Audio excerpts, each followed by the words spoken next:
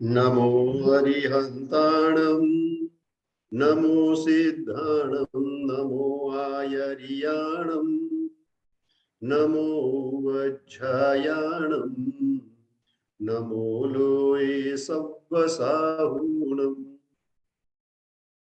एषो पञ्च नमोकारो सौवपावपणासणो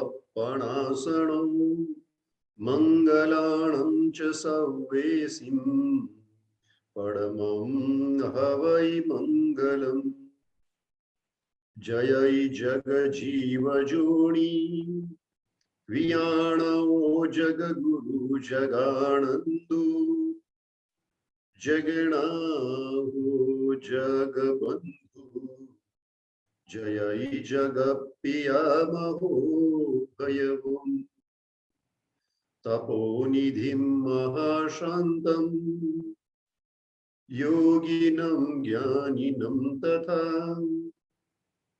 विद्वांसं च महोदार्यं नौमि श्री बुद्धिसागरम्।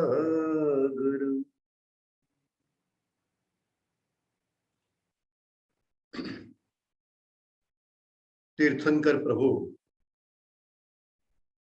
શ્રી મહાવીર સ્વામી એમને દીક્ષા લીધા પછી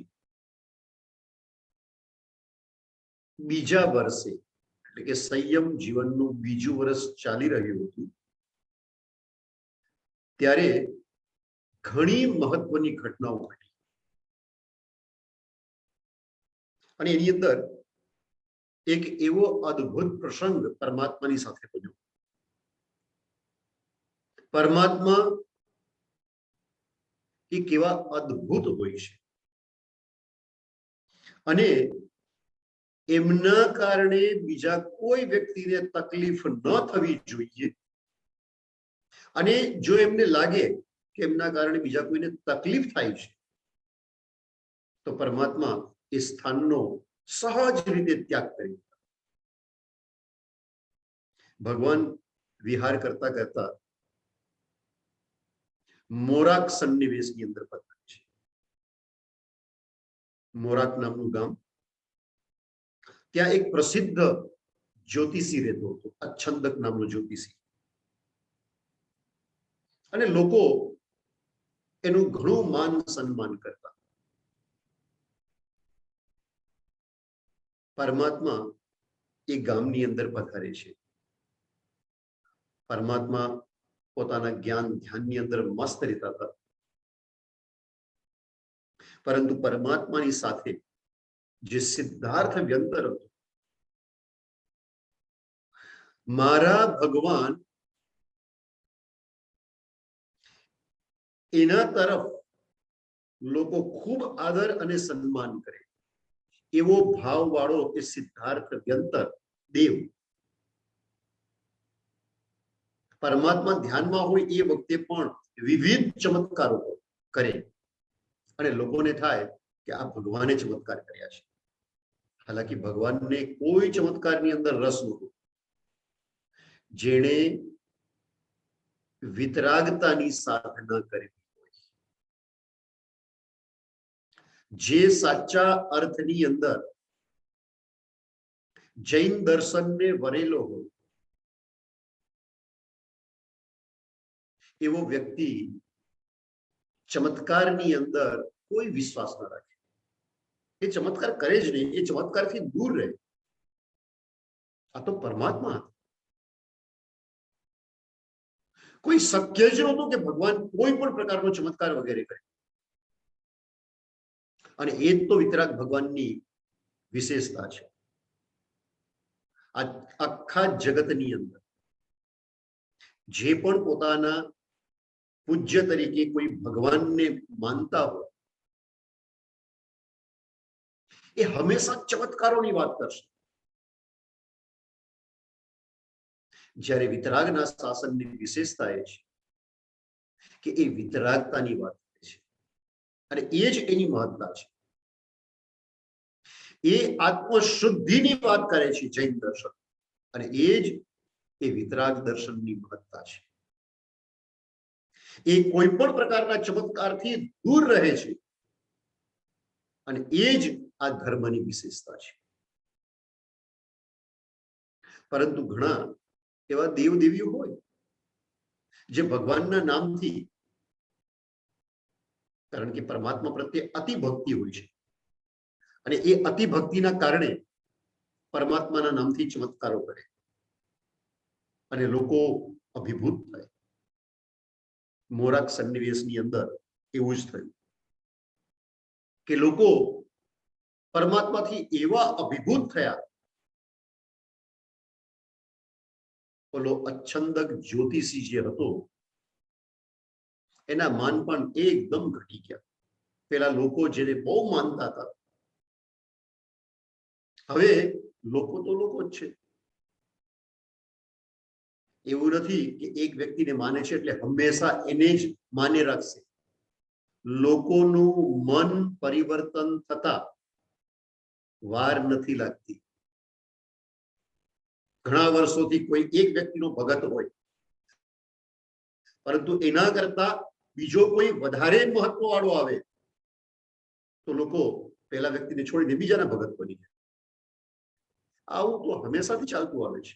અને એટલા માટે જ સાચા જ્ઞાનીઓ હોય ને, સાચા જ્ઞાની, એને ફોલોઅર્સની અંદર પણ ઇન્ટરેસ્ટ ના હોય.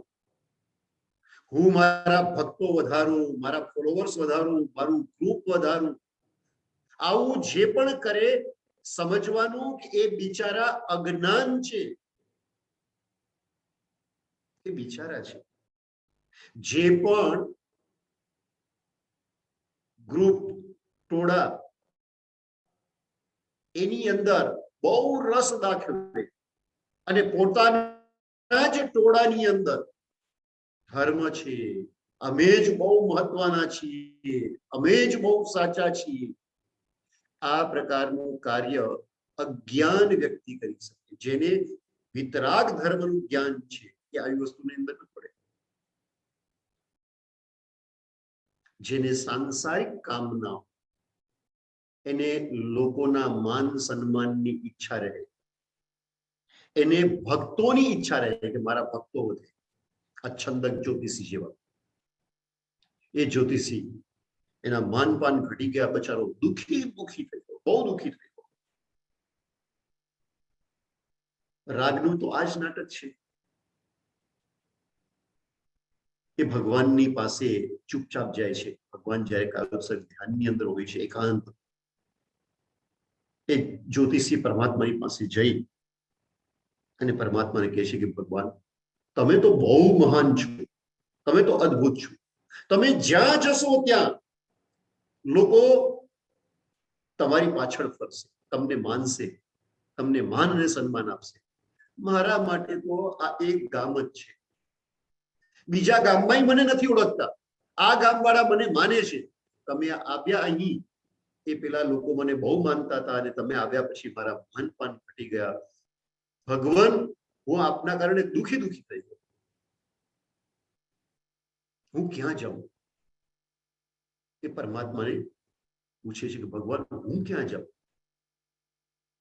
ભગવાન મનની અંદર વિચાર કરે છે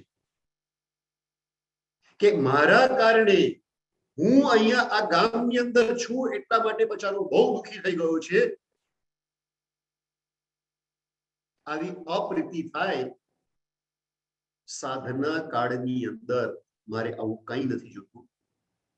પરમાત્મા ત્યાંથી વિહાર કરી જાય છે અને વાચાલા નામના ગામ તરફ આવે છે. હવે પરમાત્મા બીજા વર્ષની અંદર પરમાત્માની સાથે એક વધારે મહત્વની ઘટના ઘટે છે. એ ઘટનાને આપણે બધા જ જાણીએ પણ છીએ. પરમાત્મા જ્યારે સુરભી નગરથી શ્વેતાંબી નગરી, શ્વેતાંબી બહુ મોટી નગરી હતી એ જમાનાની અંદર, એકદમ એક ટૂંકો રસ્તો હતો ત્યાં જવા માટે, પરંતુ જંગલમાં થઈને જતું. એ રસ્તો ગાઢ જંગલમાં થઈને જતો, પરંતુ પરમાત્માએ એ રસ્તો પસંદ કર્યો. લોકોએ જોયું કે જંગલમાં થઈ અને આ સંન્યાસી જાય છે, તરત જ ભગવાનને રોકે છે કે આ જંગલમાંથી નહીં જાઓ, આ રસ્તો ભલે ટૂંકો છે પણ બહુ ખતરનાક છે. કારણ કે એ જંગલની અંદર ચંડ કૌશિક નામનો એક ભયાનક વિષધર નાગ રહે છે. અને પરમાત્મા તો એના માટે જ જતા હતા. પરમાત્માએ જંગલનો રસ્તો ચંડ કૌશિક એને તારવા માટે જ પસંદ કર્યો. કારણ કે એ ચંડ કૌશિક પૂર્વના જન્મ અને એનાથી પૂર્વના જન્મની અંદર જૈન સાધુ હતો. ઉત્તમ પ્રકારે ચારિત્રનું પાલન કરતો, પરંતુ કોઈક એક કાચી પળ અને એની અંદર એને ભયાનક ક્રોધ ઉત્પન્ન થાય છે. અને એ ક્રોધના વિચારની અંદર મરી અને એ તાપસ થાય છે. ક્રોધના સંસ્કાર લઈને ગયો હતો, એટલે તાપસ અવસ્થાની અંદર પણ એને ભયાનક ક્રોધ આવતો. નાની નાની વાત ઉપર ક્રોધ આવી જતો. ત્યાં પણ એવી ભયાનક ક્રોધ અવસ્થાની અંદર મરે છે. ક્રોધના બે જન્મના સંસ્કાર એ મરી અને નાગ યોનિની અંદર સર્પ નાગ બને છે, ચંડ કોષીયો નાગ. અને એને ચંડ કોષીયો એટલા માટે કહેતા હતા કે જેનો ભયાનક ગુસ્સો, કારણ કે એનાથી પહેલાના જન્મની અંદર પણ 2 જન્મની અંદર એને ક્રોધના સંસ્કાર હતા, ક્રોધની અંદર મર્યો. એટલે હવે એ નાગ થયો. એ વખતે એને તીવ્ર ક્રોધના સંસ્કારના કારણે બધા ઉપર ગુસ્સો આવે રાખે. બહુ સમજવા જેવી વાત છે. જ્યારે કોઈ વ્યક્તિ એ ક્રોધના સંસ્કાર લઈને મરે છે, તો એનો માત્ર એક જન્મ નહીં, એના અનેક જન્મો બગડી શકે છે. આ સમજવા જેવી વાત છે. ઘણા વ્યક્તિને એમ થાય, ઠીક છે, ક્રોધ છે, શું કરું, મને આવી જ જાય છે. ભાઈ, ક્રોધ તને આવી જતો હોય તો પણ તારે તારા આત્માનું ધ્યાન રાખવું જોઈએ. જો તું કોશિશ કરશે, જો તું પુરુષાર્થ કરશે, તો ચોક્કસ તારા ક્રોધને ધીરે ધીરે શાંત કરી શકશે. પરંતુ તું એમ વિચાર કરશે કે મને તો ક્રોધ આવે છે, બસ મને ગુસ્સો આવી જાય છે, એમ કરીને એ ક્રોધ પ્રત્યે તો એકદમ સામાન્યપણે ભાવ રાખશે કે ઠીક છે, હવે ક્રોધ તો આવે, હવે એમાં શું, બધાને આવે છે ગુસ્સો. તો કોઈ દિવસ ક્રોધ એ જશે નહીં. ઉલટાનો એક જન્મમાંથી બીજા જન્મમાં, બીજા જન્મમાં ત્રીજા જન્મમાં ક્રોધ વધતો જ જશે, વધતો જ જશે. જેવી રીતના એ ચંડ કૌશિક નાગને થયું કે 2 જન્મની અંદર ક્રોધના જે સંસ્કાર કાયમ રહ્યા, એ નાગના ભાવની અંદર અતિ તીવ્ર થઈ ગયા. વગર કારણે એ કોઈ પણ જીવ તરફ ઝેર ફેંકતો અને જીવ મરી જાય.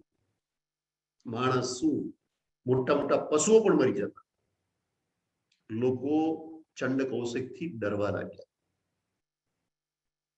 ચંડ કૌશિકની આંખોમાં ઝેર હતું. એ કોઈના તરફ ક્રોધથી જોવે અને સામે દૂર હોય, એને કરડે નહીં તો પણ સામે વાળો મરી જાય. એને દ્રષ્ટિ વિષ સર્પ કહેવામાં આવે. સર્પની એક જાતિ આપણા શાસ્ત્રોની અંદર વર્ણન મળે છે કે એવી જાતિ દ્રષ્ટિ વિષ, એટલે એની દ્રષ્ટિમાં, એના જોવામાં પણ ઝેર હોય, અને એવું ભયાનક ઝેર જોવે અને સામે વાળો ખતમ.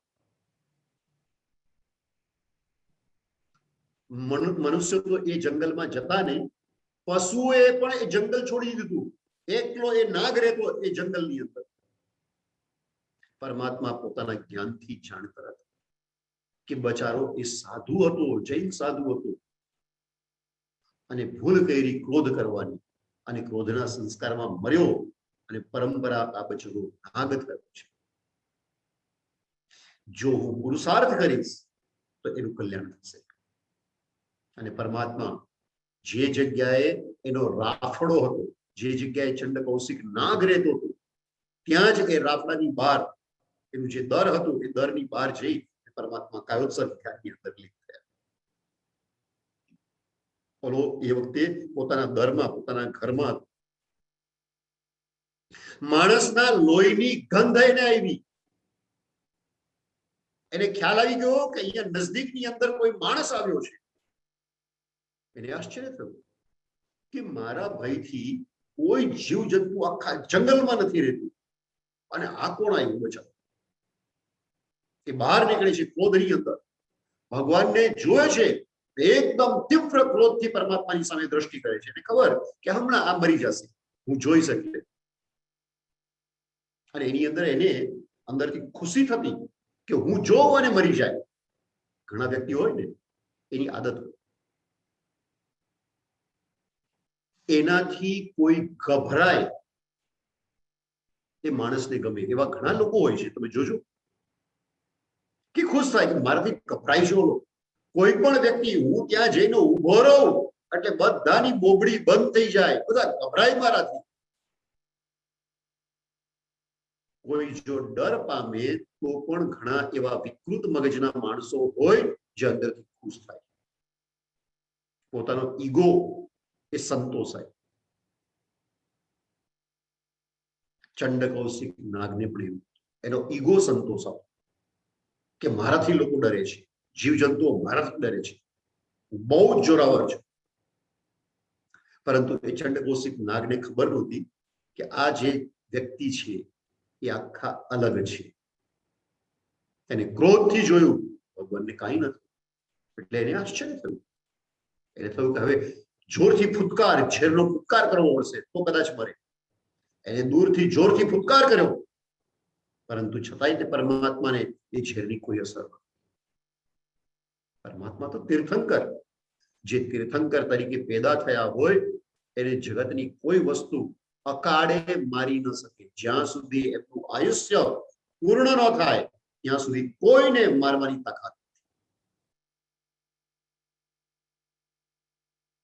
ઓલા નાગને એમ થયું કે મારે આને કરડવું પડશે. મારા સ્થાનની અંદર આવ્યો છે, અહંકાર એનો ગવાયો કે આને કઈ કેમ થતું. ભગવાનની પાસે જઈ અને પરમાત્માના પગ ઉપર, અંગૂઠા પર જોરથી દંશ પ્રહાર કર્યો. અને વળી પાછો એ ગભરાયો ખરો કે આટલો લાંબો માણસ જો મારી ઉપર ધડામ પર કરતો પડશે તો હું દબાઈ જઈશ, હું પેચાઈ જઈશ. એટલે દંશ મારીને જોરથી પાછો ફટ્યો. ભગવાનની કાયા 7 હાથની કાયા હતી અને બલિષ્ઠ શરીર ઉપર ઓલો ગભરાતો હતો કે આ માણસ જો પડી જાય તો મને નુકસાન થશે. એક વખત દસ્યો અને કાંઈ ન થયું ભગવાનને.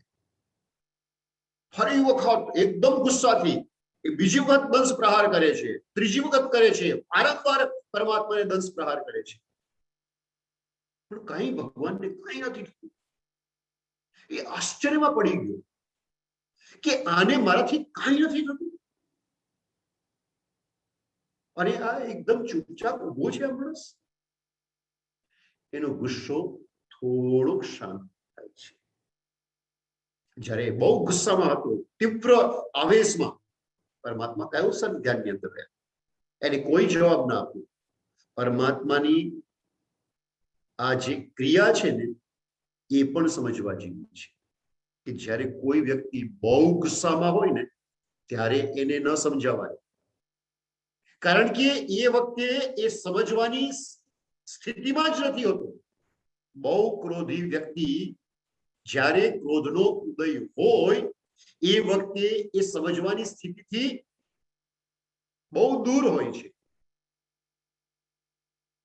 પરંતુ જ્યારે ક્રોધી વ્યક્તિ શાંત થાય, થોડોક શાંત થાય પછી જો એને સમજાવો તો કદાચ સમજી શકે.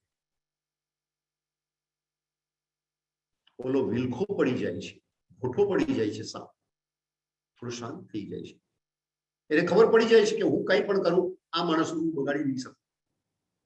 ક્રોધી વ્યક્તિને ખબર પડે ને, જ્યાં સુધી એને એમ લાગે કે મારાથી સામેવાળાનું નુકસાન થશે ત્યાં સુધી પોતાનો ક્રોધ બતાવે, પણ જેવું એને ખબર પડે કે મારાથી આનું કાંઈ નુકસાન નહીં થાય તો એની વડે ભોઠો પડીને શાંત થાય. ચંડકોશિયા નાગને એવું થયું. પરમાત્માએ પોતાના જ્ઞાનથી જોયું કે આ થોડો શાંત થયો છે, હવે સમજવાને યોગ્ય બન્યો છે. એટલે પરમાત્મા કહે છે બુજ્જહ બુજ્જહ ચંડકોસ્ય, કે તે તારા જીવનની આ કેવી અવદશા કરી નાખી છે. બોધ પામ. તું જ્યારે જૈન સાધુ હતો એ વખતે ક્રોધ કર્યો અને તારી આ અવદશા થઈ છે. હવે આવી અજ્ઞાન અવસ્થાની અંદર ક્રૂર કર્મ કરીને ક્રોધની અંદર તું તારું ભવિષ્ય કેવું બગાડી રહ્યો છે. બુજ્જહ બુજ્જહ ચંડકોસ્ય. એ પરમાત્માના શબ્દો મંત્રની જેમ અસર કરે છે. એકદમ વિચારમાં પડી જાય છે. સાંભળીને ચિંતનની અંદર ઉહાપોહ કરે છે. આ મને શું કહે છે? આવું કંઈક મેં સાંભળેલું છે. અને એ ચિંતનની અંદર એને ત્યાં જાતિ સ્મરણ જ્ઞાન થાય છે. એ સમજે છે કે અરે હું તો જૈન સાધુ હતો અને ક્રોધના કારણે આ મારી અવદશા થઈ છે. હવે એને જાતિ સ્મરણ જ્ઞાન થયું એટલે સમજી શકે છે કે આ તો મહાપુરુષની કૃપા છે, આ પ્રભુની કૃપા છે કે આજે આવા મહાપાપમાંથી એ મને બચાવી રહ્યા છે. હવે એને ખ્યાલ આવે છે કે અજ્ઞાન અવસ્થાની અંદર એને ક્રોધના કારણે કેટલા ભયાનક પાપ કર્યા હતા. બધું યાદ આવે છે. મનની અંદર તીવ્ર પશ્ચાતાપ એના ભાવ જાગે છે અને એ પ્રતિજ્ઞા કરે છે કે જ્યાં સુધી હવે મારું જીવન છે હું આહાર પાણી બધી વસ્તુનો ત્યાગ કરું છું. મોઢું મારું હું મારા દરની અંદર રાખીશ, કારણ કે મારી આંખોમાં પણ ઝેર છે. હું કોઈને જોઈ લઉં તો બચારો મરી જશે. હવે મને ખબર પડી મારે સંપૂર્ણ જીવ હિંસાનો ત્યાગ કરવો છે અને જ્યાં સુધી મારું જીવન હશે હું બિલકુલ સ્થિર રહીશ. મનની અંદર એ સંકલ્પ કરે છે. ભગવાન પોતાના જ્ઞાનથી જાણે છે કે આ સર્પને હવે ભયાનક ઉપસર્ગ થવાનો છે. તમે જ્યારે ધર્મ માર્ગ તરફ વળો એ પછી અમુક કર્મના જો ઉદયો થાય તો ઘણી વખત ઉપસર્ગો આવે અને તમને એમ થાય કે જ્યારે હું ધર્મ નતો કરતો ત્યારે તો મને કોઈ તકલીફ નહોતી, પણ મેં ધર્મ ચાલુ કર્યો અને મને તકલીફ ચાલુ થઈ. આ કોઇન્સિડેન્ટલી હોય, પરંતુ છતાંય તે આપણને આવું ભ્રમ થાય. ઓલો જે ચંડકોશીયો નાગ, એનું ભવિષ્ય ભગવાન જાણતા. ભગવાનને ખબર હતી આ 15 દિવસ જીવતો રહેવાનું છે અને એને ભયાનક ઉપસર્ગ થવાનો છે. એટલે પરમાત્માની કૃપા તો જો કેવી અદ્ભુત કૃપા છે. એક નાગને બચાવવા માટે ભગવાન ત્યાં જ જ્યાં નાગ હતો ત્યાં જ 15 દિવસ રહ્યા, કારણ કે પરમાત્માને ખબર હતી કે આ નાગ જો એ નાગની પાસે હું રહ્યો, મારી ઉપસ્થિતિથી આ નાગને સમતા રહેશે, એને શક્તિ અને એને બળ પ્રાપ્ત થશે સમતામાં રહેવા માટે. પરમાત્મા ત્યાં જ ઉપસ્થિત રહે છે. હવે ત્યાંના લોકોને, આસપાસના લોકોને ખબર પડી કે અરે નાગ તો બદલાઈ ગયો છે. ધીરે ધીરે વાત ફેલાઈ ગઈ. એટલે લોકોએ આવી અને એની પૂજા ચાલુ કરી. કોઈએ દૂધ નાખ્યું, વળી કોઈએ ઘી નાખ્યું એની ઉપર, અને ઘી અને દૂધની સુગંધના લીધે કીડીઓ, ત્યાં ભયાનક જંગલી કીડી હોય ને, મોટી કીડી, એ કીડીઓ, ઢગલો કીડીઓ આવી અને પછી નાગના શરીરને ચટકા બહુ ઉઠ્યા. લોહી નીકળ્યું એટલે વધારે કીડીઓ આવી અને હજારો કીડીઓ નાગને ચટકા ભરે છે. પરંતુ નાગે પ્રતિજ્ઞા કરી હતી, ચંડકોશિયા નાગે, કે હું આ જગ્યાએ સ્થિર રહીશ, આહાર પાણી કંઈ નહીં કરું અને સંપૂર્ણ હિંસાનો ત્યાગ કરું છું.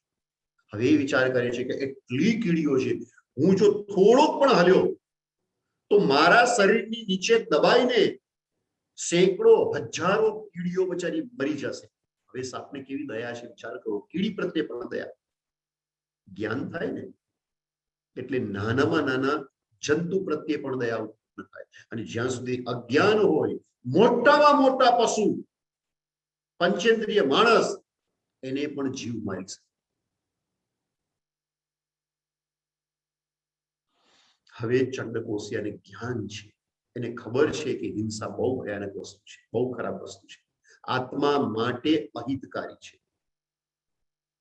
એટલે એ નક્કી કરે છે કે મારે મારું શરીર પ્રયત્નપૂર્વક સ્થિર રાખવું છે, બિલકુલ હલવા નથી દેવું. થોડુંક પણ હલ્યો અને હજારો બચારી કીડીઓ દબાઈને મરી જશે. અને કીડીઓ એને ચટકા ભરતી ભરતી એક તરફ શરીરમાંથી પ્રવેશ કરે અને બીજી તરફ બહાર નીકળે. આખું શરીર ચારણી જેવું કરી નાખે. અને છતાંય તે ઓલો નાગ, ચંડકોશીઓ નાગ એકદમ સમતાની અંદર સ્થિર રહે છે. 15 દિવસ 15 રાત સુધી આવી ભયાનક વેદના એ સહન કરે છે.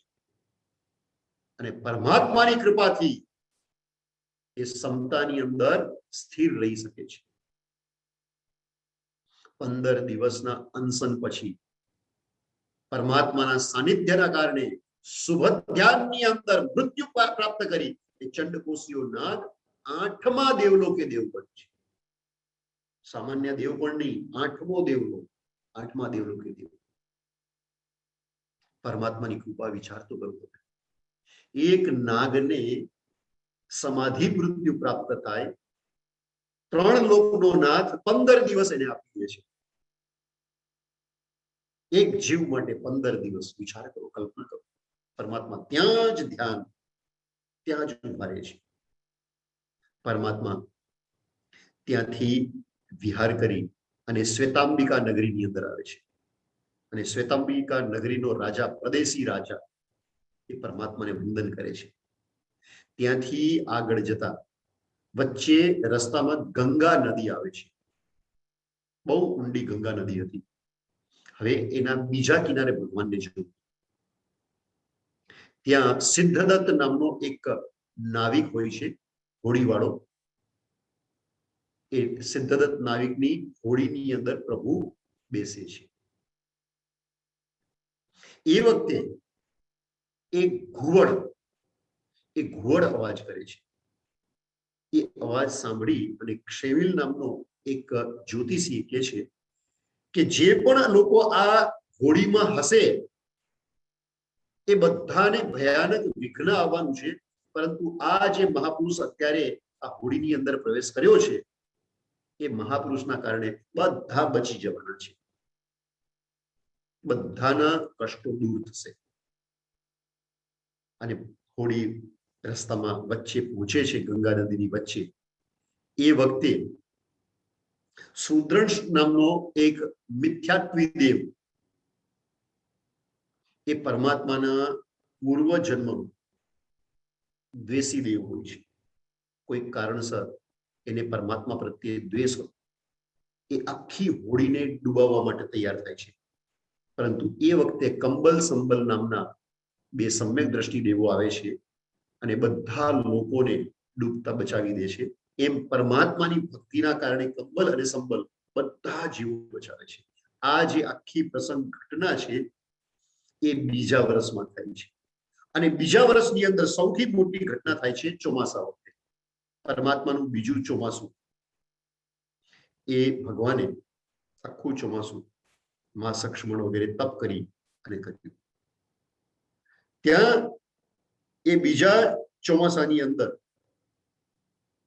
ભગવાને ચોમાસી તપ જે કર્યો એ ચોમાસી તપનું પારણું વિજય નામના શેઠે કરાય. અને આપણે ત્યાં કહે છે કે ભગવાન જ્યારે તપનું પારણું કરે ને એ વખતે દેવતાઓ પંચ દિવ્ય ત્યાં પ્રગટ કરે, સોના મગોનો વરસાદ પણ કરે, સુગંધિત જલ, ફૂલ વગેરેનો વરસાદ કરે. અને જેણે દાન આપેલું હોય ને એ સોનામર વગેરે એનો માલિક થાય. પરમાત્મા જ્યારે જ્યારે પારણું કરે ત્યારે ત્યારે પંચ દિવ્ય પ્રગટ થાય. આ ઘટના ઘટે. હવે થયું એવું કે વિજય નામનો શેઠ ભગવાનને પારણું કરાવે છે, પંચ દિવ્ય પ્રગટ થાય છે. ત્યાં પહેલેથી જ ગોશાલક, હવે ગોશાલકની વાત આવે છે. તમે ગોશાળાની વાત ઘણી બધી સાંભળી હશે, પરંતુ પરમાત્માના બીજા વર્ષની અંદર એક ગોશાલક પરમાત્માનો શિષ્ય બને છે, સામેથી આવે. અને એનું કારણ પણ આ પંચ દિવ્ય એવો ચમત્કાર દેવતાઓ કરે છે, ભગવાન પારણું કરે છે અને સોલોમનનો વરસાદ. એટલે ઓલો ગોસાળો એ પણ ત્યાં હોય છે અને એનું કામ શું તો કે ચિત્રો, દેવી દેવતાઓના ચિત્રો લોકોની સામે લઈ જાય, બતાવે અને ભિક્ષાની યાચના કરે. એણે જોયું કે લોકોને ત્યાં હું ભટકું છું અને લોકો મને ખાવાનું પણ મુશ્કેલથી આપે છે. અને ક્યાં આ તપસ્વી જ્યાં એને ભિક્ષા લીધી અને દેવતાઓ સોનાનો વરસાદ વરસાવે. મારે તો આનો શિષ્ય બની જવું. ઘણા લોકો ચમત્કાર નમસ્કાર કરતા હોય છે ને, ગોસાળાએ પણ એવું જ કર્યું અને ભગવાનને કીધું કે પ્રભુ મને ચેલો બનાવો. ભગવાન તો મૌન રહ્યા, ભગવાન કઈ બોલ્યા નહીં. હવે ભગવાન ત્યાંથી વિહાર કરી અને આગળ જાય છે. એ વખતે ગોસાળાને ભૂખ લાગી હોય છે એટલે ભગવાનની પાસે જઈને કહે છે કે ભગવાન તમે મારા ગુરુ છો, હું ભિક્ષા યાચના કરવા જાઉં છું, તમે મને ભિક્ષા માટેની આજ્ઞા આપો, હું વોરવા માટે જાઉં અને મને તો ભૂખ લાગી છે. કારણ કે ભગવાન તો લાંબી લાંબી તપશ્ચર્યા કરતા, ઓલાને ભૂખ લાગી ગઈ ગોસાળાને, એટલે એ કહે કે મારે તો જમવાનું લેવા જવું છે, ભિક્ષા લેવા જવું છે. મને આજે ભિક્ષામાં શું મળશે? સહજ ભાવે ભગવાન કહે છે કે આજે તને ભિક્ષાની અંદર વાસી કોદરા અને ખાટી છાસ મળશે. ઓલું ઘોસાળો વિચાર કરે છે કે એકદમ રૂપિયા વાળા હોય ત્યાં જ હું ભિક્ષા લેવા લઈ જઈશ, ત્યાં મને આવું એકદમ તુચ્છ ભોજન તો નહીં પણ ત્યાં કંઈક થોડું તો મળશે, હું ભગવાનને ખોટા પાડું. મનની અંદર એને આવો દુર્બુદ્ધિ આવે છે. એટલે ધનિકના ઘરે જઈ અને ભિક્ષા લે છે પણ ત્યાંય પણ એને જે ભગવાને કીધું હતું એમ વાસી કોદરાનું અનાજ અને ખાટી છાસ જ મળી. આવ્યા અનેક કિસ્સાઓ જ્યારે જ્યારે એને ભગવાનને કંઈક પૂછ્યું ને ભગવાને જવાબ આપ્યો એ આખું બધું એ તો સાચું જ પડવાનું હતું, કારણ કે ભગવાન તો 4 જ્ઞાનના ધણી હતા, એ સાચું પડે. એટલે એના મનમાં ધીરે ધીરે ઘટનાઓના કારણે નિયતિવાદ એટલે શું કે બધું જ ભાગ્યના આધારે થાય છે, બધું પહેલેથી નક્કી હોય છે, બધું ક્રમથી ગોઠવાયેલું હોય છે. જે ક્રમથી જે વસ્તુ ગોઠવાયેલી હોય એ જ ક્રમથી એ વસ્તુ થયા જ કરે, બધું પહેલેથી નક્કી છે. આવો ખોટો ભાગ્યવાદ, નિયતિવાદ એ ગોસાલા એને નક્કી કર્યો. એના કારણે એ શા માટે 4-5 કિસ્સાઓ એવા થયા હતા એની સાથે કે ભગવાને કીધું એ બધું થયું એટલે એને નક્કી કરી લીધું કે પુરુષાર્થ કઈ નથી, સમય કઈ નથી, સ્વભાવ કઈ નથી, માત્ર એક જ વસ્તુ પડે, શું તો કે નિયતિ, ભાગ્ય. જેમ હોય, જેમ નક્કી પહેલાથી થયેલું હોય એમ જ બધાની સાથે ઘટના થાય, બધાની સાથે પહેલાથી બધી વાતો ફિક્સ થયેલી છે એવી રીતના જ ઘટે. જો કે પરમાત્મા કોઈ દિવસ આવા ભાગ્યવાદ અને નિયતિવાદને માનતા જ નથી.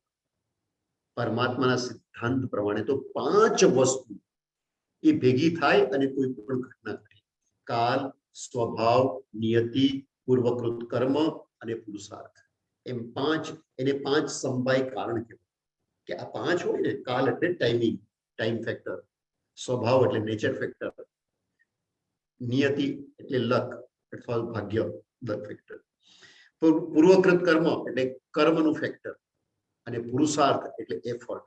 આ 5 વસ્તુ ઘટનાની પાછળ કારણ બને છે.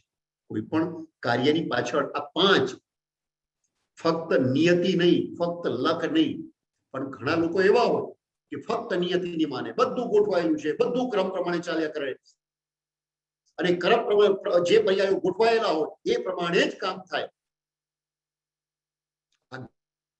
ગોસાળાનો મત છે. પ્રભુનો મત તો 5 વસ્તુ છે.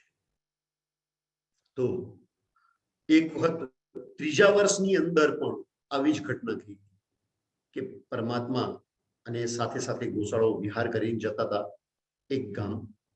ત્યાં રસ્તાની અંદર જોયું કે 2-3 માણસો અગ્નિ પ્રગટ કરી એની ઉપર માટલું રાખી અને ખીર પકવી રહ્યા હતા. હવે ઓલાએ જોયું કે ખીર પકાવી રહ્યા છે આ 2-3 માણસો અને હું તો સંન્યાસી છું, હું ભિક્ષા માંગીશ તો મને આજે ખીર ખાવા મળશે. એટલે ભગવાન વિહાર કરતા હતા ત્યાંથી ઓલો રોકાઈ ગયો. એને ભગવાનને કીધું ભગવાન આ ખીર પાકી જશે ને, અને પછી હું એ લોકોની પાસે ભીખ માંગીશ અને આજે તો ખીર ખાઈશ. ભગવાનના મુખમાંથી કુદરતી વચન નીકળ્યા. પરમાત્માએ કીધું કે આ ખીર ખાવાની મળે કારણ કે વાસણ તૂટી જવાનું છે, એટલે કોઈને ખીર ખાવા નથી મળવા. ઓલો ત્યાં બેઠો જ રહ્યો કે આજે તો જોઉં કે આ સાચું પડે છે ખોટું. હવે થયું એવું હતું કે જે માટીના વાસણની અંદર, માટલાની અંદર ખીર નાખેલી હતી, એમાં ચોખા થોડા વધારે મૂક્યા હતા અને એની ઉપર ઢાંકણું ઢાંક્યું હતું. હવે ચોખા તો કેવી વસ્તુ છે કે એ જેમ જેમ પાકે તેમ તેમ ફૂલાય. વધારે વાસણની અંદર ફૂલાયા પછી એ સમાય નહીં એટલા ચોખા હતા એની અંદર.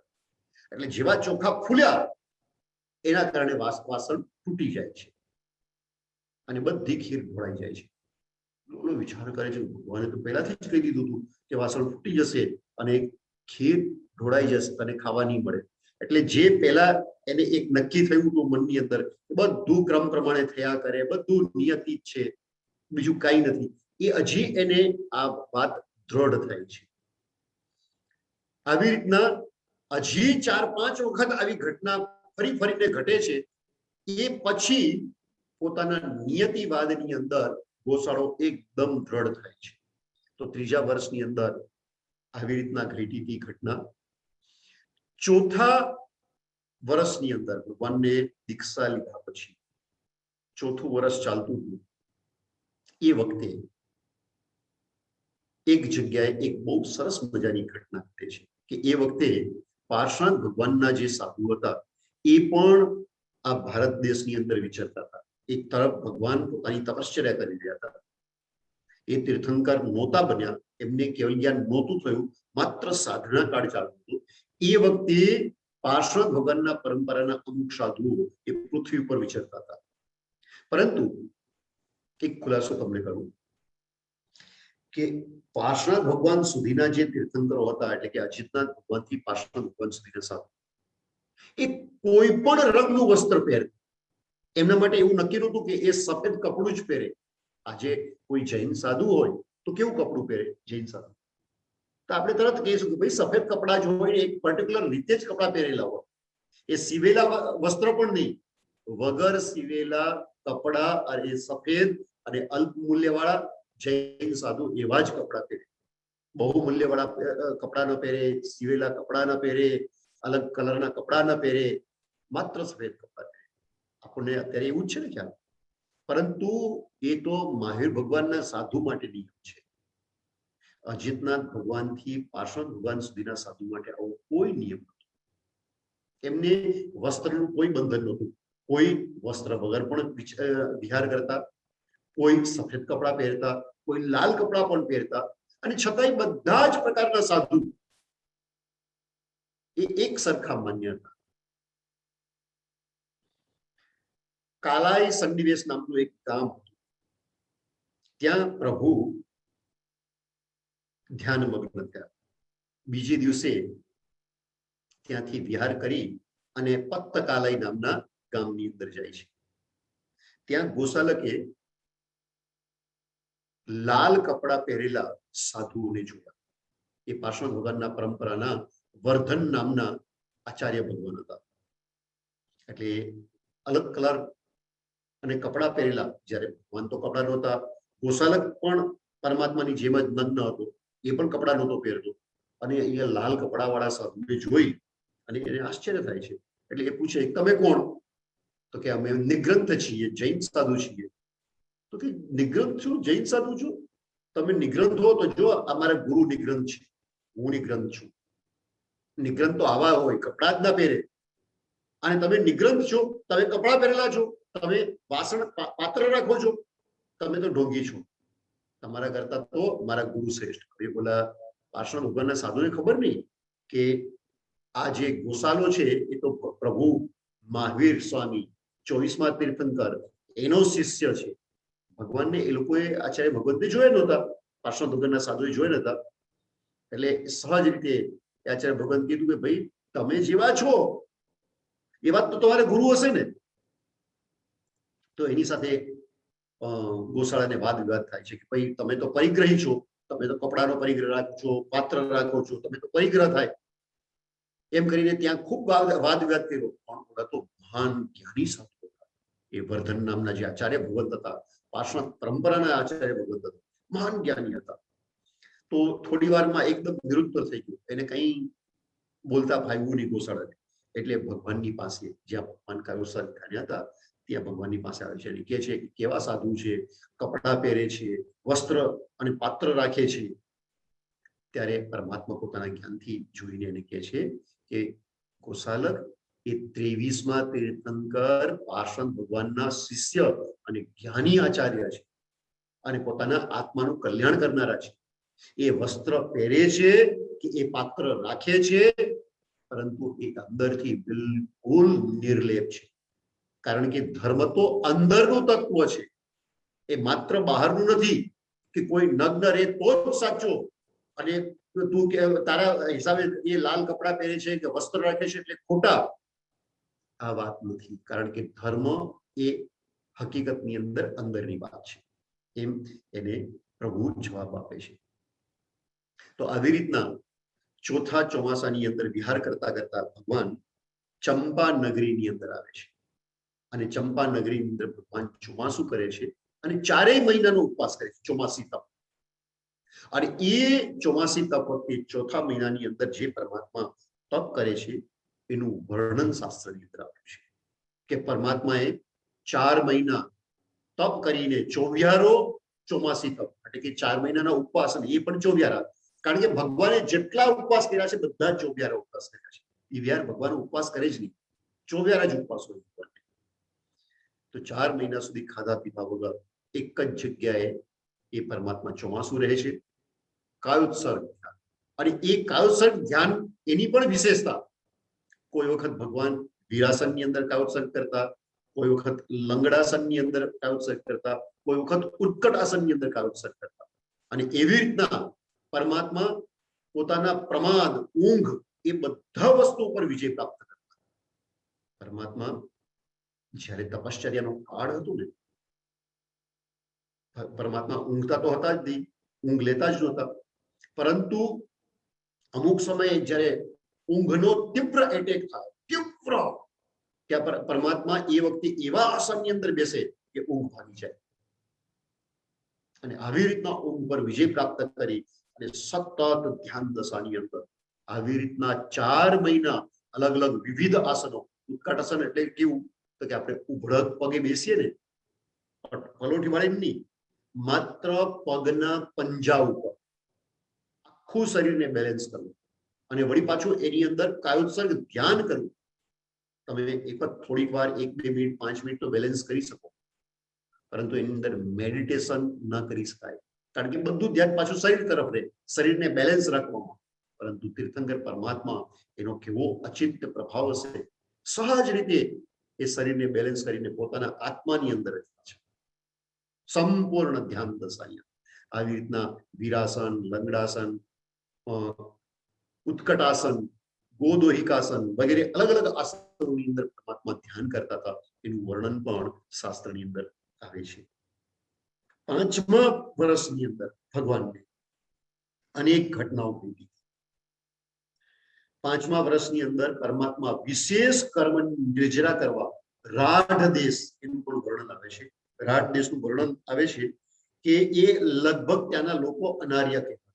અનાર્ય એટલે કાંઈ ધર્મ, કર્મ, સંસ્કાર કાંઈ જ ના હોય, ભયાનક લોકો હોય, એકદમ ક્રૂર હોય, ફક્ત મારામારીની ભાષા જ સમજેલું, દયામયા બિલકુલ ન હોય. પરમાત્મા 5મા વર્ષ જ્યારે એમને સંયમનો દીક્ષા લીધા પછી એ વખતે એમના મનની અંદર એવો વિચાર ઉત્પન્ન થાય છે કે હજી ઘણા કર્મોની નિર્જરા મારે કરવાની બાકી છે. અને જે પ્રદેશની અંદર હું વિચરું છું એ પ્રદેશની અંદર બધા લોકો મને ઓળખે છે મોટા ભાગે. કારણ કે એવું કારણ હતું, જ્યારે ભગવાનનો જન્મ થયો એ વખતે તત્કાલીન ભારતની અંદર એક વાત ફેલાઈ ગઈ કે સિદ્ધાર્થ રાજા અને ત્રિશલા રાણી છે, એને જે પુત્ર જન્મ થયો છે ત્રિશલા રાણીએ 14 સપના જોયા છે અને પુત્ર જન્મ થયો છે. એટલે એ વખતે લગભગ મોટા ભાગના માણસોને શું હોય કે 14 સપના એટલે ચક્રવર્તી બનશે. બહુ ઓછા લોકો જે જૈન ધર્મના સંસ્કાર હોય એ જ સમજી શકે કે 14 સપના એટલે તીર્થંકર પણ બની શકે, માત્ર ચક્રવર્તીની વાત ન હોય. એટલે ઘણા બધા મોટા મોટા રાજાઓના છોકરાઓ, રાજાઓએ પોતે ત્યાં ક્ષત્રિયકુંડ ગ્રામ એ લોકોને મોકલી દીધા હતા કે આ ત્રિશલા રાણીનો પુત્ર છે મહાવીર, એ જરૂર ચક્રવર્તી બનશે અને જ્યારે ચક્રવર્તી બને, આટલો મોટો રાજા બને, જો મારા પુત્રના એ મિત્ર હોય તો પછી અમારું રાજ્ય પણ એકદમ સમૃદ્ધ થાય. બધા સ્વાર્થ હોય બધાને. તો જ્યારે ભગવાન મહાવીર એકદમ બાલ્ય અવસ્થાના હતા, ઘણા બધા રાજાના પુત્રો એમની સાથે એ મોટા થયા. એટલે મોટા ભાગના રાજાઓ એ એમને ઓળખતા હતા મહાવીર તરીકે કે આ મહાવીર સિદ્ધાર્થ રાજાના પુત્ર, અને સાથે રહેલા હોય, મિત્રતા હોય, એટલે એક રાગ પણ. ભગવાન મહાવીર વિચાર કરે છે કે હું જ્યાં વિચરું છું ત્યાં બધા મને ઓળખે છે, એટલે મને આદર કરશે, સન્માન કરશે, પરંતુ મને કોઈ આદર કરે, મને કોઈ સન્માન કરે તો મારા કર્મની નિર્જા નહીં થાય, મને શું ફાયદો આત્મિક દ્રષ્ટિ. જો મારે કર્મની નિર્જરા કરવી હોય તો મને જ્યાં ઓળખતા નથી એવા ક્ષેત્રની અંદર જાઓ, ત્યાં ભલે મને કષ્ટ થાય, જેટલું કષ્ટ વધારે થશે અશુભ કર્મો એટલા જ જલ્દીથી ક્ષય થશે.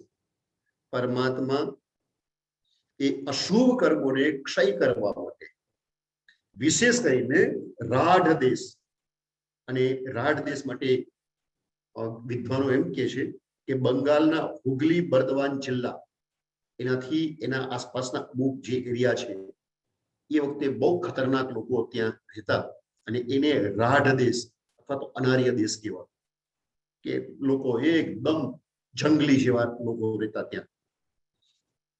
તો પરમાત્મા ત્યાં વિચરે છે. પરમાત્માને આહાર નામે શું મળે ત્યાં? આવા જંગલી જેવા લોકો હોય. લુખ્ખો આહાર કોઈક વખત મળતો અને કોઈ વખત એ પણ નહીં, કઈ જ નહીં. છતાંય પરમાત્મા પોતાના ધ્યાનની અંદર મસ્ત રહેતા.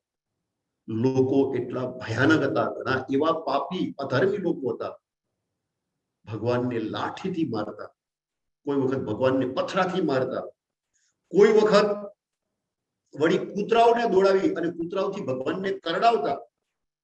પરંતુ પરમાત્મા પોતાના ધ્યાનની અંદર કે ધન્ય છે આ લોકો કે મારી સાધનાની અંદર આ લોકો સહાયતા આપે છે, કે આ લોકોના કારણે ઝડપથી મારી કર્મની નિર્જરા થઈ છે. ભગવાન એ લોકોને, જે લોકો તકલીફ આપતા હતા ને, અંદરથી ભગવાન એમને મિત્ર તુલ્ય માનતા કે આ લોકો મને મારી સાધનાની અંદર મદદ કરી રહ્યા છે, કર્મની નિર્જરાની અંદર મદદ કરી રહ્યા છે. આવી રીતના પરમાત્મા ઘણો વખત રાઢ દેશ ત્યાં વિચરી અને પાછા સામાન્ય દેશ તરફ આવતા હતા.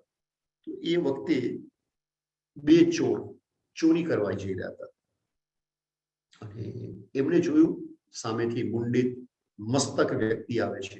એટલે મુંડિત મસ્તક વ્યક્તિને ચોર લોકો અપશકુન મળે. ચોરોને વિચાર આવ્યો કે આવું અપશકુન થયું, હવે આજે તો ચોરીનું કામ નહીં થઈ શકે. બહુ ગુસ્સો હોય છે ભગવાન ઉપર, અને એ ભગવાનને મારી નાખવા દે છે તલવાર લઈને.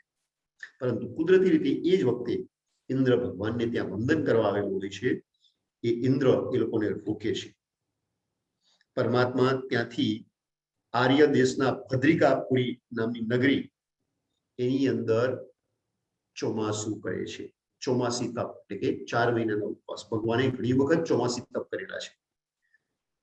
આવી રીતના 5મું વર્ષ પરમાત્માનું ઘણા બધા ઉપદ્રવો, ઘણા બધા પરિસરો અને ઘણા બધા ઉપસર્ગોથી વીતે છે. અને એ 5મા વર્ષની અંદર પરમાત્મા ઘણા કર્મોની નિર્જરા કરે છે. પછી ચોમાસું પૂરું થાય છે એટલે પરમાત્મા ત્યાંથી વિહાર કરતા કરતા જંબુસંડ નામના નગર તરફ જાય છે. ત્યાં કુશીનારા એના રસ્તે પાર્શનાથ પરંપરાના નંદીસેન નામના સાધુ એક ગોશાલકને, કારણ કે ગોશાળો સાથે હોય છે ભગવાનની સાથે. તો એ નંદીસેન નામના આચાર્ય એ મહાન જ્ઞાની હતા અને જીનકલ્પ પાડતા હતા. એ જીનકલ્પ પાડે ત્યારે બધા વસ્ત્રોનો ત્યાગ કરે. આપણે ત્યાં બે પ્રકારની પરંપરા છે સાધુ પાલન કરવાની. જીનકલ્પ એટલે જેવી રીતના જીન પરમાત્મા, અરિહંત પરમાત્મા કષ્ટદાયી એવું સાધુ જીવન જીવે, એ તીર્થંકર જીવી રીતે જે જીવવું એનું નામ કહેવાય જીનકલ્પ. અને એ જીનકલ્પની અંદર નિયમ હોય કે બે આંખ સિવાય શરીરના કોઈ પણ ભાગની કોઈ શુશ્રૂષા કરવી નહીં. બે આંખની જ છૂટ રાખે, કારણ કે આંખ સંયમ પાલન કરવા માટે એક ઉપયોગી ઇન્દ્રિય છે કે જો આંખ ન હોય તો સંયમ પાલન એવું સારી થઈ ન શકે. એટલે જીનકલ્પી સાધુ હોય ને, એ જીનકલ્પી સાધુ માત્ર બે આંખ એની દરકાર રાખે, બાકી શરીરની કોઈ દરકાર નહીં.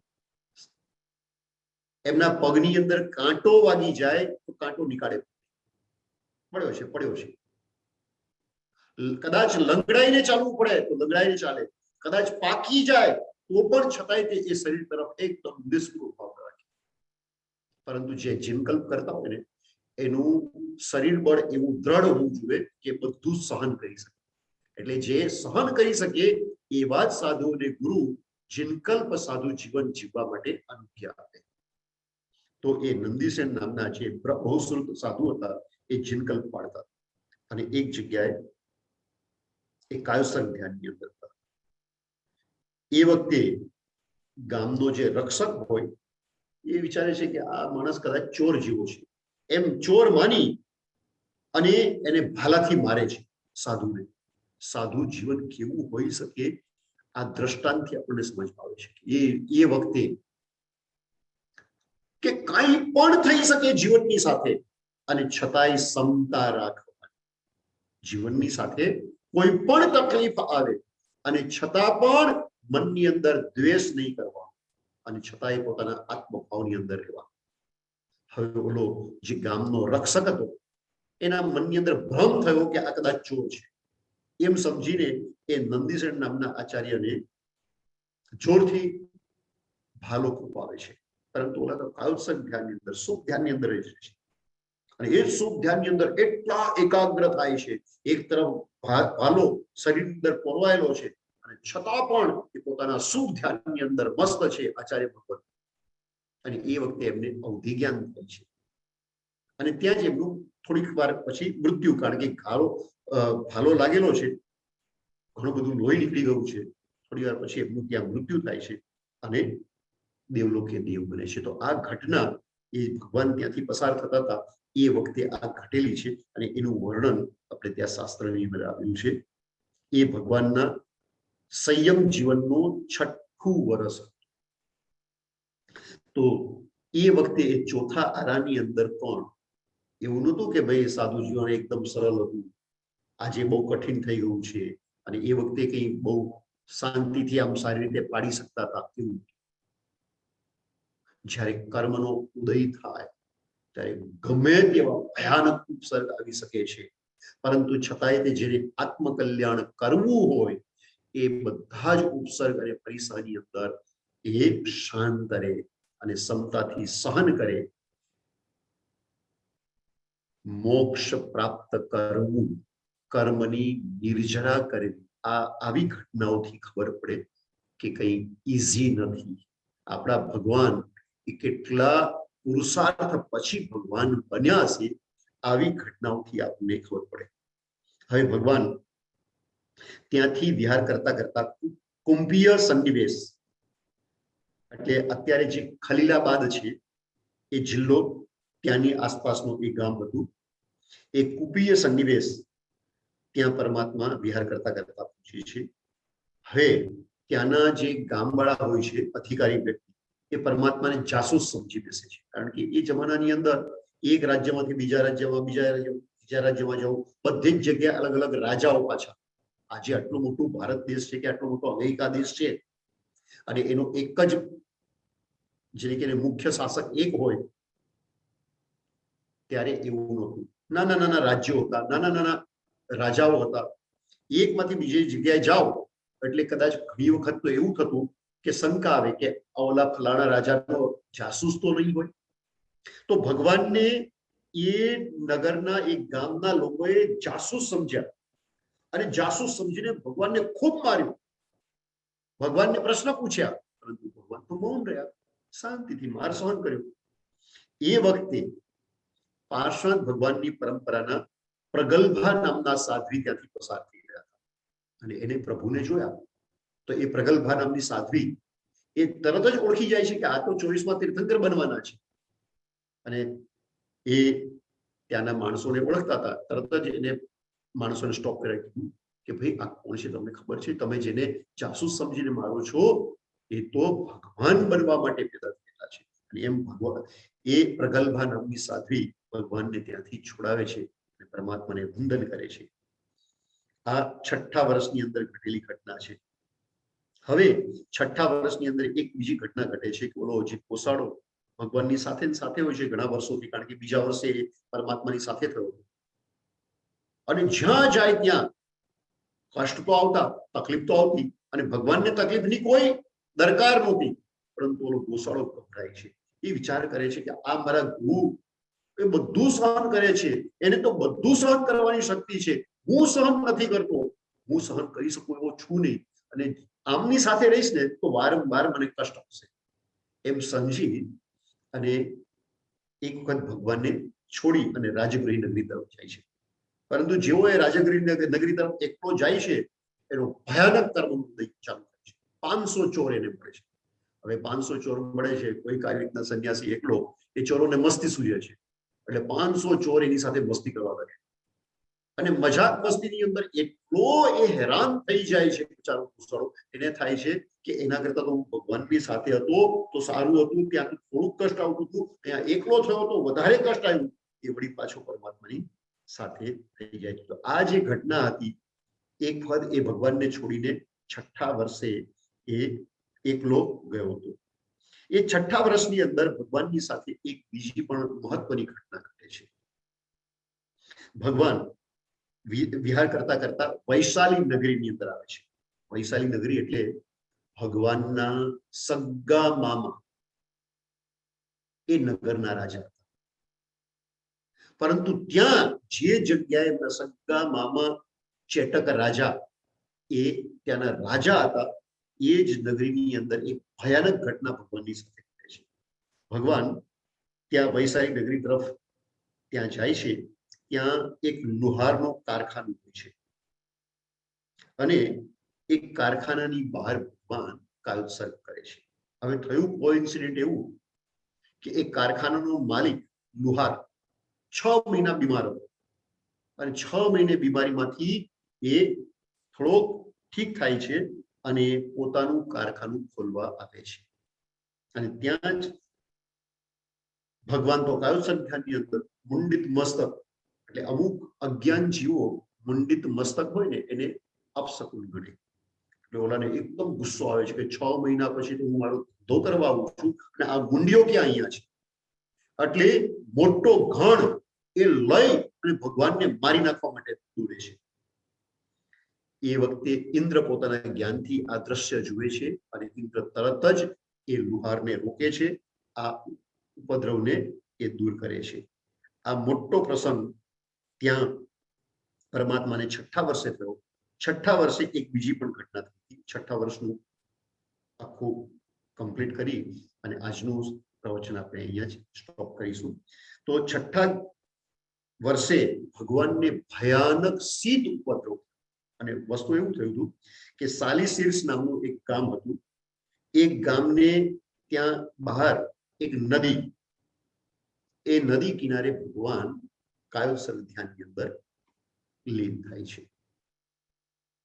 મહિનો હતો માઘ મહિનો અને જે જગ્યાએ પરમાત્મા ત્યાં વિચરતા હતા સાલિસીર્સ ગામ એ હિમાલયથી ઘણું નજદીક. એટલે મહિનાની અંદર તો ભયાનક ઠંડી થઈ જાય. એક ક્ષેત્રની અંદર બહુ ભયાનક કડકડતી ઠંડી હોય. તમારે ત્યાં જેવી રીતના હોય છે ને કે કે ઠંડીના દિવસોમાં કેવું આમ સ્નોફોલ થાય, ઠંડી ભયાનક થઈ જાય.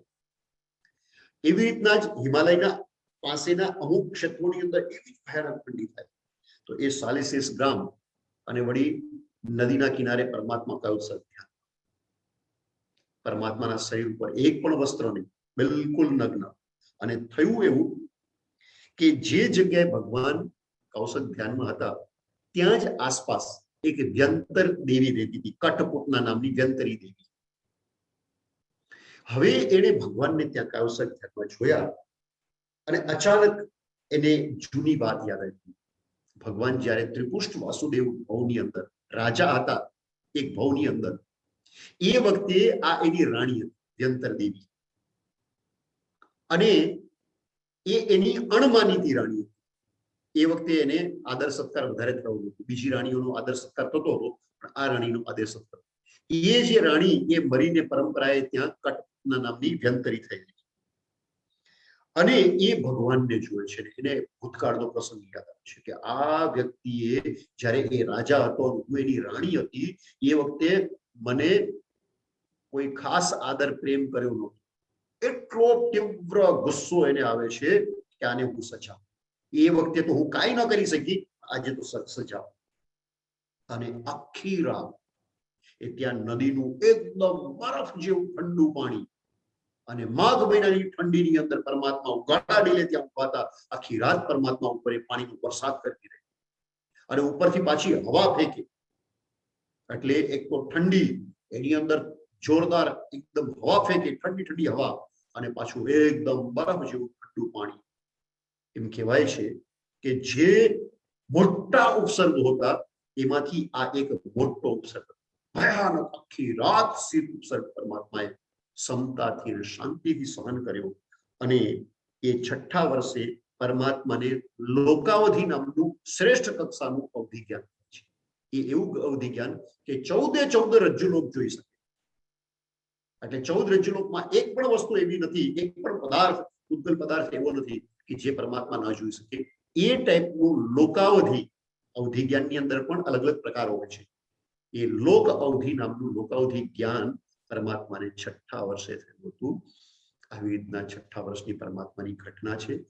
પરમાત્માની સાધનાઓની ઘણી બધી વાતો આવશે, અને પરમાત્માએ કેવી અદ્ભુત સાધનાઓ કરી હતી અને કેવી રીતના કર્મોની નિર્જરા કરી હતી, એ આપણે સાંભળીએ ને ભાવપૂર્વક, તો એ ભાવપૂર્વક સાંભળવાથી આપણા પણ કર્મોની, પ્રચુર કર્મોની નિર્જરા. એટલે ભાવપૂર્વક અને બહુ જ ભક્તિથી પરમાત્માના આખા સાધનાની આ બધી વસ્તુને આપણે ચોક્કસ સ્વાધ્યાય કરવો જોઈએ. તમે આવી રીતના સ્વાધ્યાય કરો છો, એની અંદર પણ જેટલા આદર અને સન્માન અને એ ભાવ પણ સાથે રાખવાના છે કે આવી પરમાત્મા જેવી સાધના કોઈક કાળની અંદર, કોઈક જન્મની અંદર હું પણ કરી શકું, એવા ભાવ રાખવાના. તો આજનો વિષય અહીં જ રાખીએ. પચક ખાણ વગેરે જાહેરાત જે કરવાની છે તમે કરી શકો છો.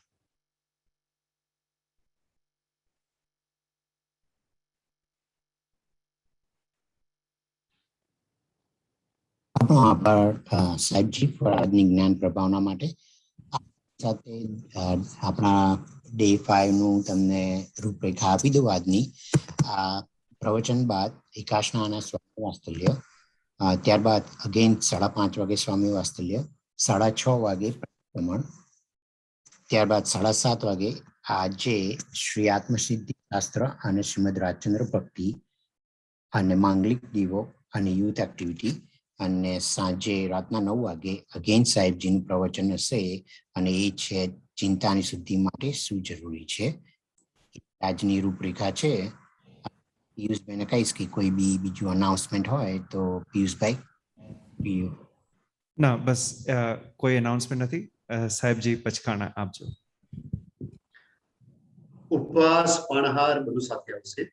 જોઈ લીજો કે અવધૂતકાય ચોવિપ્યારમ દિવ્યપ્યારમ સમપાણમ કાય સાહેબ પાહાર પ્રસંસા પુષ્પુષ્મ પ્રસસ્યાણમ પાણસ લેવડવા લેવડવા છેડવા બલડ સસિત ખેડવા સિત ખેડવા ઓસી એકાસનું બ્યાસનું આઈમેલ પોસી 60 પોષી બધું સાથે આવશે. જેને જે પછાણી જોઈ લીજો વેસન કાશન પોષી મુસ્મિચાઈ ચોવિપ્યારમ સમપાણમ કાય સાહેબ પાણહાર પોષી 60 પોષી પ્રગટ વડે છાય તણમ સાસાગર સાગર ગેડમ કડસન